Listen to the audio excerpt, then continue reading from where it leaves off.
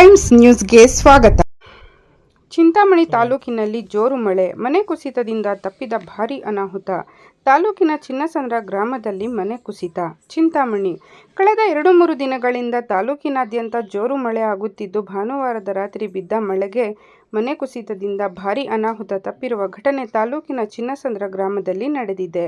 ಭಾನುವಾರದ ರಾತ್ರಿ ತಾಲೂಕಿನ ವಿವಿಧ ಕಡೆ ಜೋರು ಮಳೆಯಾಗಿದ್ದು, ತಾಲೂಕಿನ ಚಿನ್ನಸಂದ್ರ ಗ್ರಾಮದ 3ನೇ ಬ್ಲಾಕ್ನಲ್ಲಿರುವ ಸೈಯದ್ ಏಜಾಜ್ ರವರ ಮನೆ ಕುಸಿದು ಭಾರೀ ಅನಾಹುತ ತಪ್ಪಿದೆ.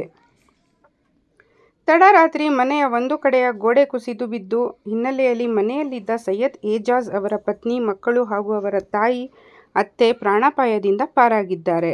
ರಾತ್ರಿ ಮಳೆ ಗೋಡೆ ಕುಸಿದ ಕಾರಣ ಮಳೆ ನೀರು ಮನೆಯಲ್ಲಿ ನುಗ್ಗಿ ಇಡೀ ರಾತ್ರಿ ನಿದ್ದೆ ಇಲ್ಲದೆ ಸೈಯದ್ ಏಜಾಜ್ ರವರ ಕುಟುಂಬ ಪರದಾಡುವಂತಾಗಿದೆ. ಮನೆ ಕುಸಿದಿರುವ ಘಟನೆ ತಾಲೂಕು ಪಂಚಾಯಿತಿ ಹಾಗೂ ಸ್ಥಳೀಯ ಗ್ರಾಮ ಪಂಚಾಯಿತಿಗೆ ಬಂದ ತಕ್ಷಣ ಸ್ಥಳಕ್ಕೆ ಅಧಿಕಾರಿಗಳು ಭೇಟಿ ನೀಡಿ ಪರಿಶೀಲನೆ ನಡೆಸಿ ಮುಂದಿನ ಕ್ರಮ ಕೈಗೊಂಡಿದ್ದಾರೆ.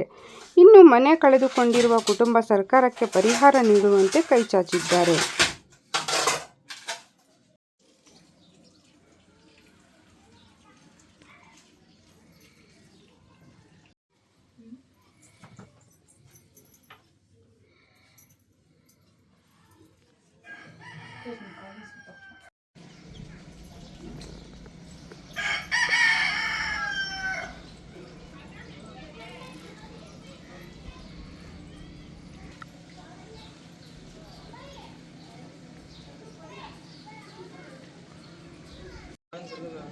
मेरा नाम नगीना।